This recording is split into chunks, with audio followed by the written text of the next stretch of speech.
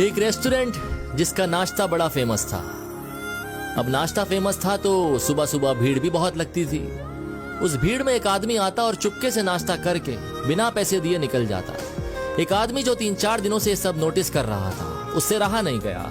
वो उस रेस्टोरेंट के मालिक के पास गया और बोला कि भाई कोई आता है और आपको चूना लगाकर चला जाता है और आपको पता ही नहीं चल रहा। उसने कहा भाई साहब क्या हो रहा है? तो उसने बताया एक आदमी आता है, फ्री में नाश्ता करता है और चला जाता है।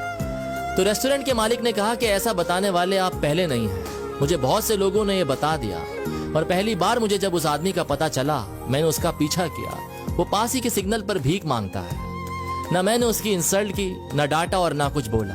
वो आता है, नाश्ता करके चला जाता है। आपको पता है जो भीड़ है ये सब उसी का कमाल है। तो उस आदमी ने कहा क्या बोल रहे हो, मतलब ये जो भीड़ है उसी की वजह से लग रही है?